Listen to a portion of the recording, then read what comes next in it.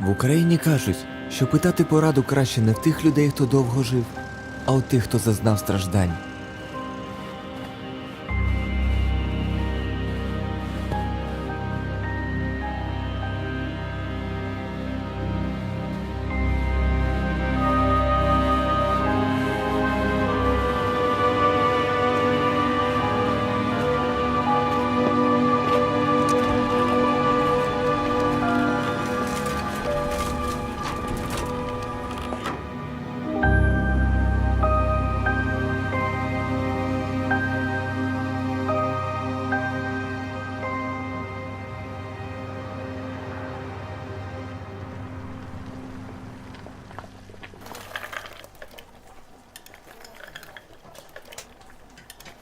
Це зима у Львові, в Україні.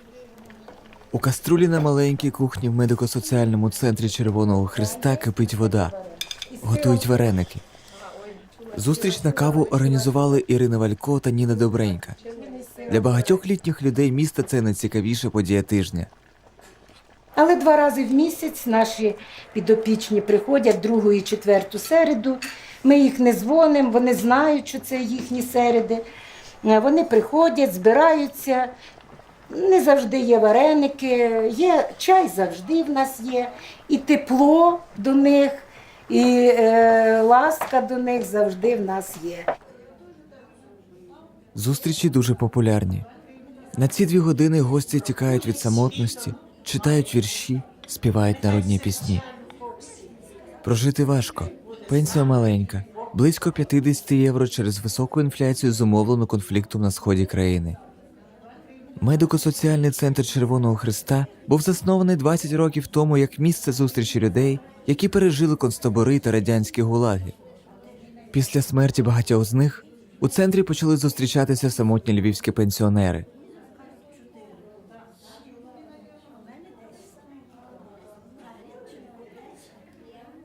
На базі центру пенсіонерам надавала медико-соціальну допомогу патронажна служба Червоного Хреста. Але з кінця 2016 року держава припинила фінансування. Проте деякі медсестри досі працюють на волонтерських засадах. Оля Роман – медсестра, ангел-хоронитель для наших клієнтів. 55 років працює в Червоному Хресті.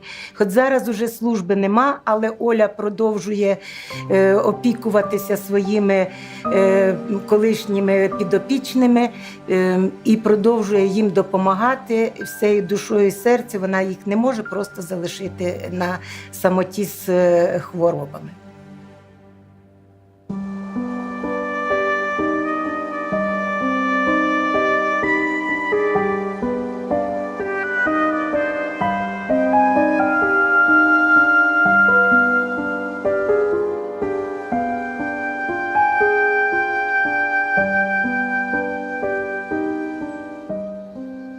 Я в Червоному Хресті працюю, як почали патронажну службу в 61-му році. Я прийшла в лютому 62-го, а вони в 61-му тільки заснували Червоний Хрест, патронажну службу. І працюю по сьогоднішній день, входжу в своїх підопічних. 55 років я проробила в Червоному Хресті.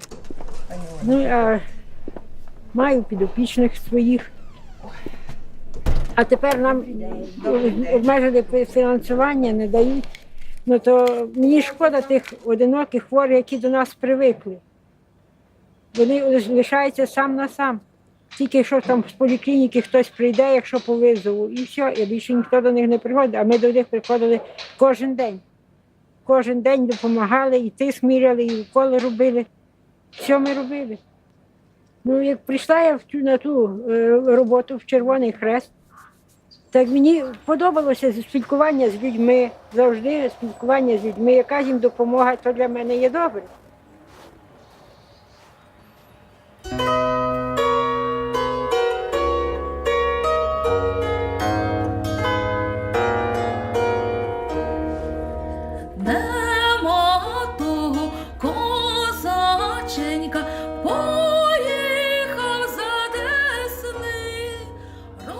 Уже 20 років Баденський Червоний Хрест підтримує медико-соціальний центр у Львові. Є допомога і в особливих випадках. Підопічні отримують безкоштовні ліки.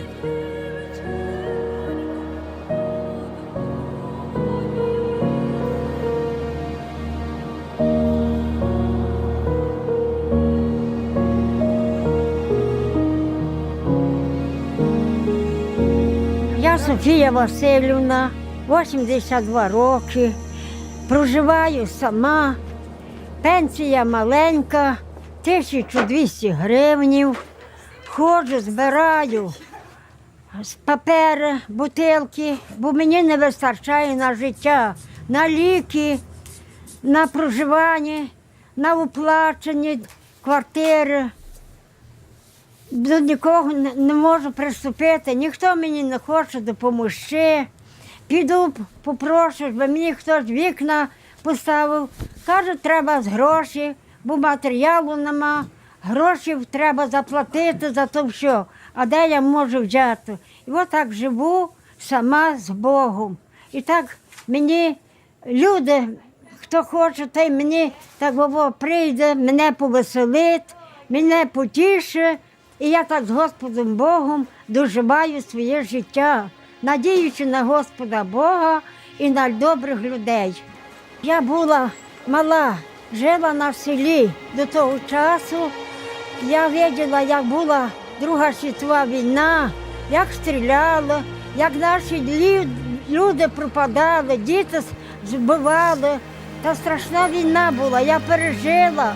Я з того дивлюся тепер, я не можу пережити того світу, як там діти наші пропадають, як вони невинно гинуть, кров проливають, родичі, діти-сироти, жінки чоловіків не мають, плачуть нині, нуждаються, не маючи де діти.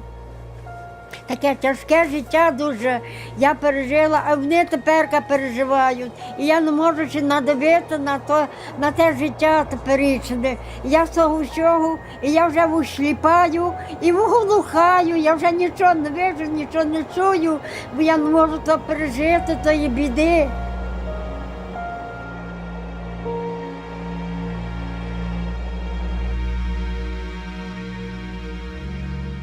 Найстаріші підопічні центру майже 100 років. Під час Другої світової Ірина Б'єнко-Шуль у Києві роздавала листівки проти німецької окупації. Її відправили у концентраційний табір. Коли війна закінчилася, її звільнили зі Цводау американські війська.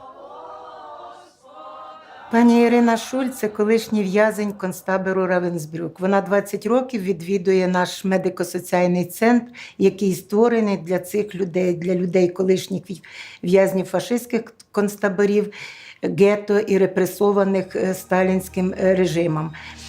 Пані Шуль розповідає, є живим свідком колишніх подій, і вона може розповісти, через скільки років її не покидають ті думки про це, і тому вона може розповісти молодому нашому поколінню, як важливо мати мир.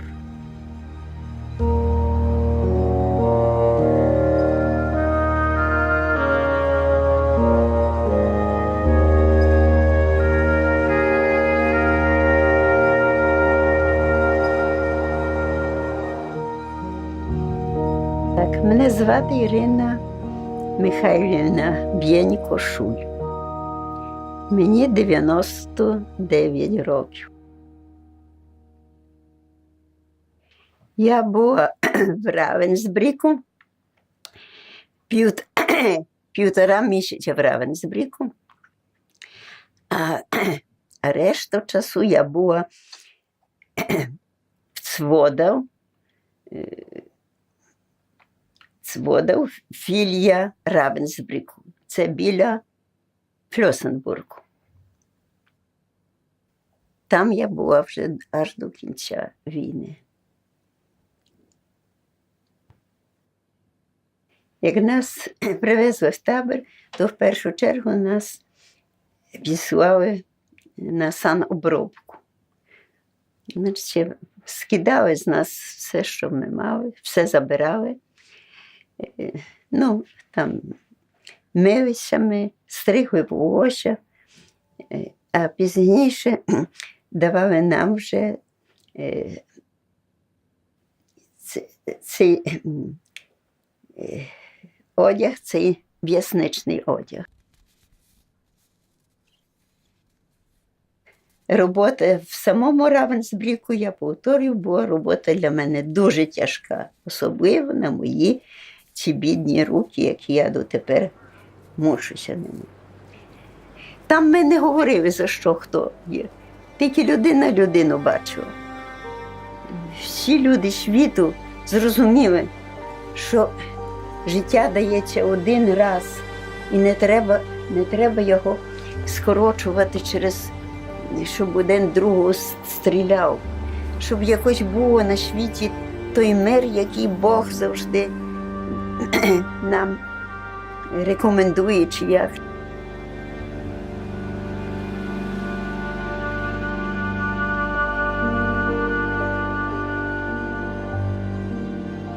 У центрі всі сподіваються на мир. Підопічні Червоного Хреста зазнали і так багато війн і втрат. За 2 години зустріч на каву у Львові добігає кінця. Ніні Добренькій та Ірині Валько важко прийняти, що за кілька сотень кілометрів на схід тримається крихке перемир'я. Від конфлікту страждає вся країна. Зі Львова дуже багато забрано молодих людей, які приймали участь в цьому конфлікті і загинули. Мами, звичайно, це для мам це велике горе, і люди хочуть, щоб закінчився поскоріше, наступив мир і щоб припинилися смерті. Але Червоний Хрест, звичайно, не завжди може допомогти, але старається допомогти в розшуку зниклих безвісти, люди, які не повернулися зі Сходу.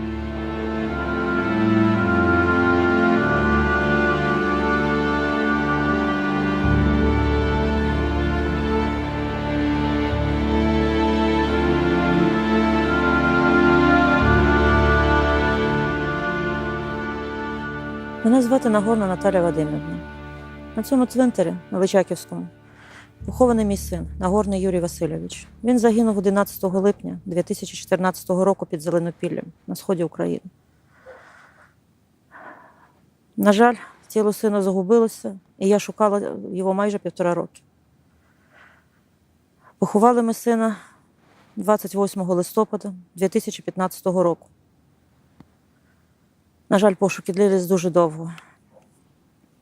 Мій син був дуже файною людиною. Коли він навчався в ліцеї, в нього було прізвисько Святий. Чому його так прозвали? Тому що він завжди всім допомагав. Першому зову він біг на допомогу. Ті пошуки нарешті закінчилися. І я тішуся тим, що мій син нарешті біля мене.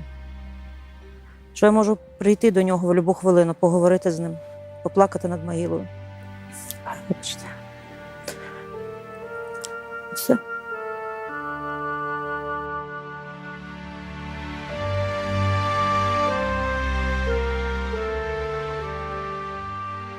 В Україні, кажуть, питай пораду у того, хто зазнав страждань. Зима у Львові – чудова можливість.